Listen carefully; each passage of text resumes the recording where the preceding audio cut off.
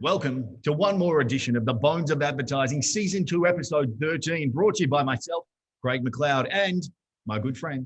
My name's John Douglas, and I'm a little nervous today. Your boundless enthusiasm is putting me off balance, and that's never a good thing. Sorry, we'll just dial it back a little bit. There we go, mate. I'll just take a seat. I feel like one of those people on a tightrope. Like the big pole, and like that. I understand how the pole keeps them connected. I mean, that's a rabbit hole we're not going to go down, but I don't understand how the pole. What if the pole goes too far that way? Aren't you just cooked? Yeah, no, there you are. You're cooked. Then you have to let the pole go. What it does is it lowers your center of balance. It's a question of physics. I'm not going to go into it because we'll never get out of that rabbit hole. Anyway, JD/Google. I want to talk today. I've got a bone. I bought a bone with me. Yes. I had the butcher wrap it up because I think this is a really tasty piece of little morsel for us. And then, once it's finished, I can chuck it at the dog. It'd be great. That's the dog. It's a big bone, and I've got a small dog, so we'll see what happens. The bone that I would like to pick over is the bone of going too far or not going far enough. From a creative sense. So going too far with an ad, trying to get someone's attention, or not going far enough. Going far enough. And the problem for creative people is once you actually get an ad that goes beautifully just far enough, that pushes the boundaries just far enough. You found a campaign that goes just far enough. Yep. The follow-up album, as any band can tell you, the second album is always going to be just that little bit harder. Yeah, a lot harder to keep it going, isn't it? You've got to keep coming up with those hits. So, JD, where are we going to start? Who are we going to have a little bit of a poke at? Let's poke Dove, because Dove is despite all of their perceived missteps, I think they've done it all with the best of intentions. Agreed. As is demonstrated by their beautiful The Evolution campaign. And we'll play it now just to remind people.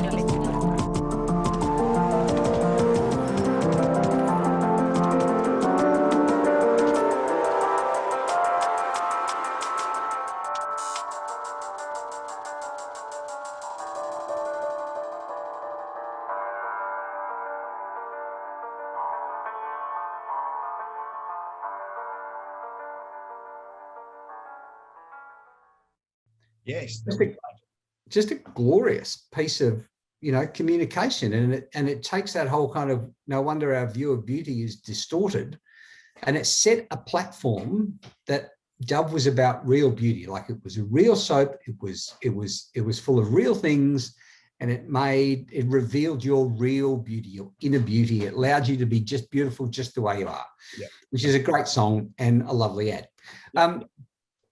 And it must have worked because Dove is the #1 cleansing brand in the US, 24% of the market, and it's the #1 global bar and liquid soap cleansing brand in the world with 18 point something. I don't know, it dominates the cleansing market. Yeah, right. It's huge. Yeah, massive.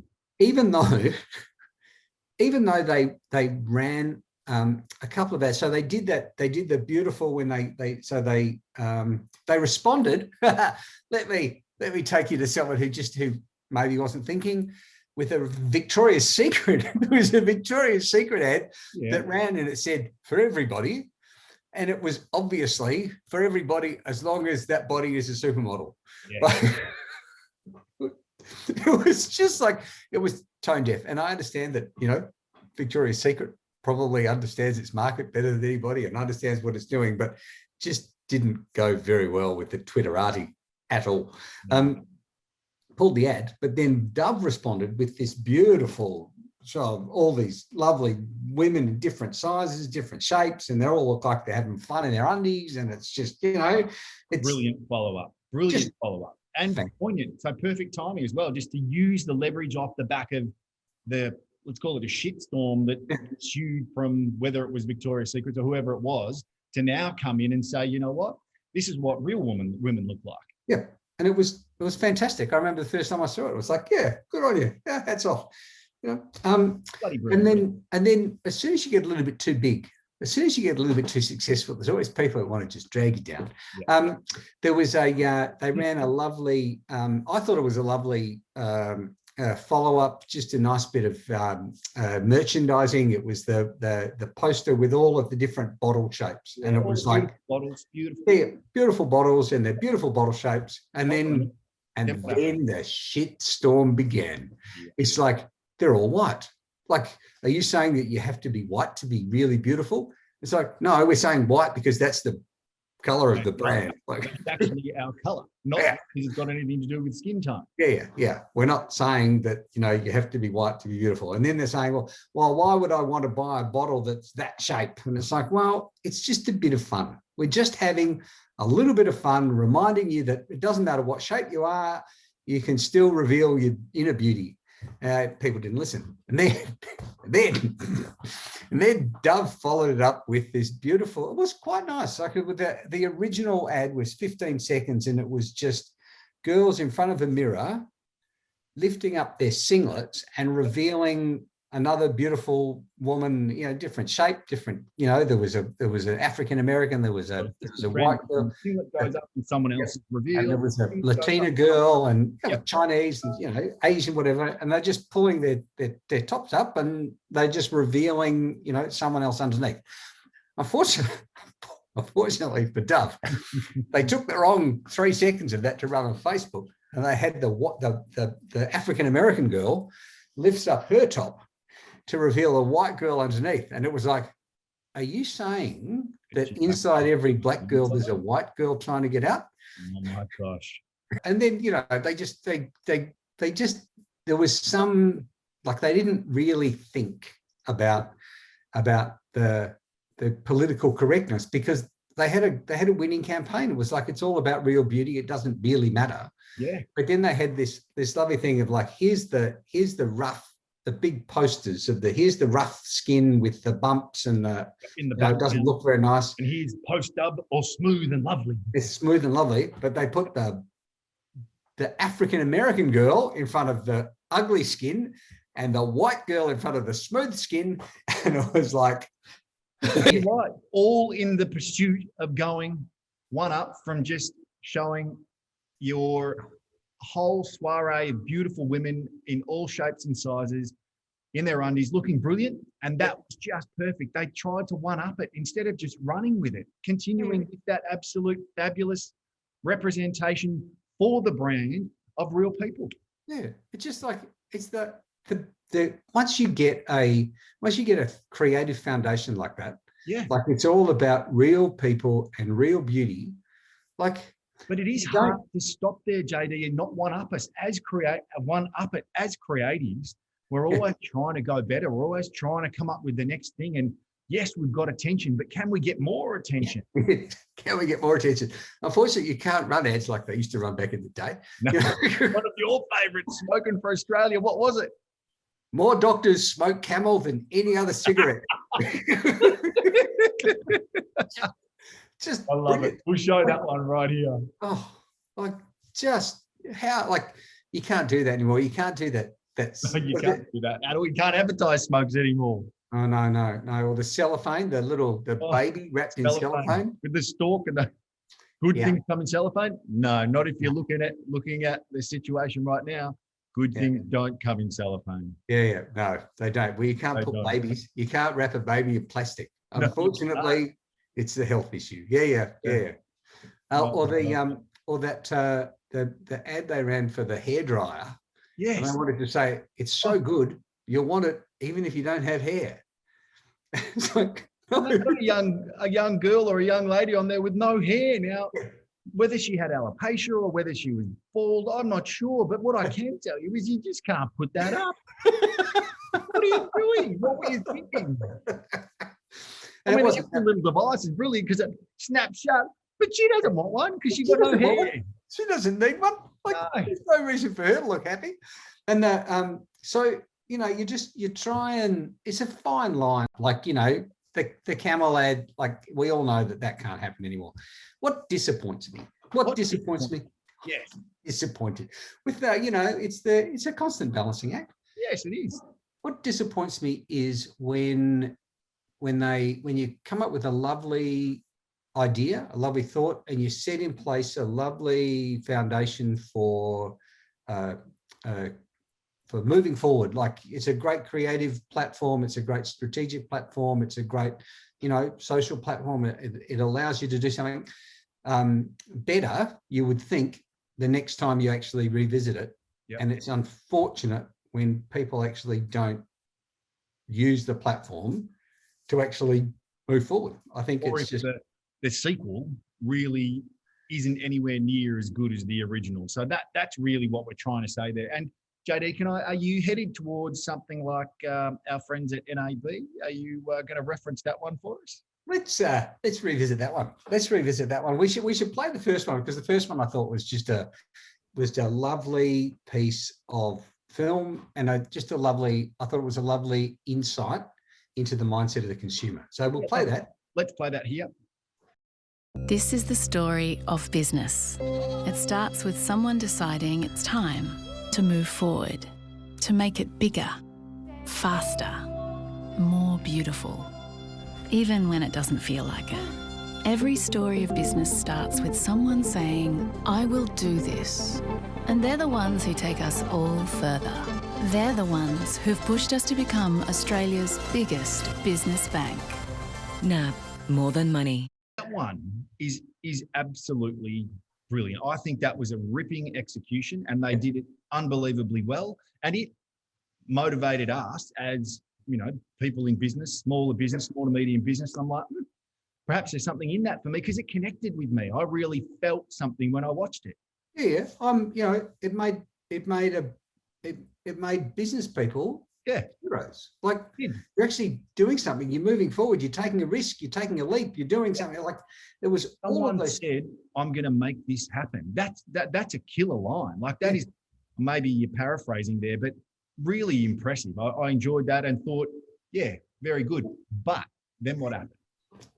But then they let I'm gonna put the boot into either the art director got a little bit get a little bit in front of themselves. The strategy person didn't think, oh, maybe I didn't do that original strategy, so maybe I need to put my own thumbprint on it and do a different one. Yeah. Maybe the account manager, you know, wanted to have their say, and, you know, maybe in the review process, the creative director, you know, wasn't having a great day. Maybe the client. I mean, there's so many little hoops and barriers you got to leap through, but they came up with this.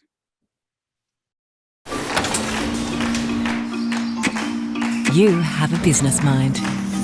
You have an ability to see ideas others don't.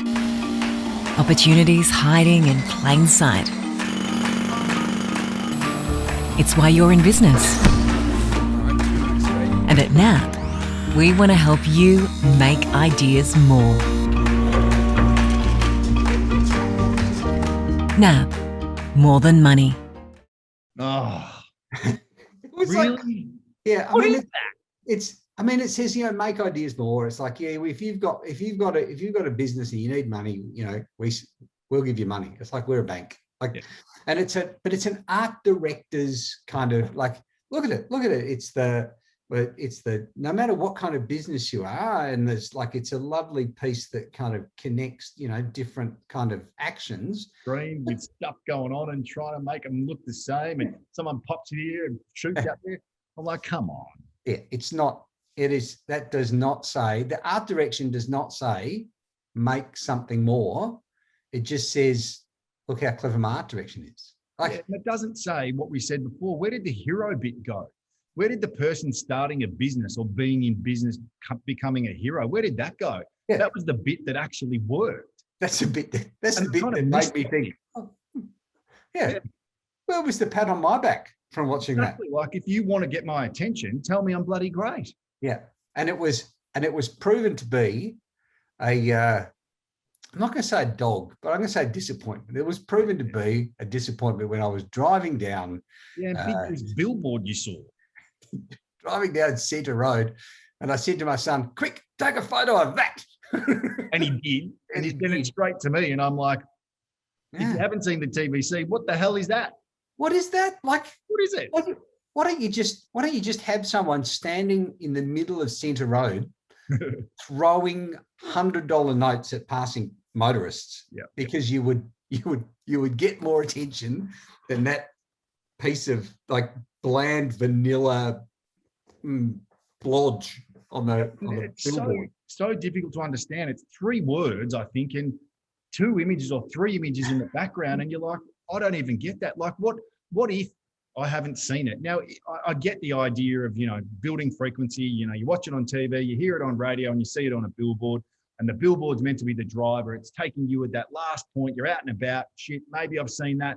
Okay, I'm going to make ideas more. I'm going to go into the bank and say, hey, give me some money because I want a new product line. I get the mechanic behind it, but it falls short by so far. It really does. Yeah, there was laziness. It was like, oh, we haven't got enough money left to actually do a different execution based around make ideas more.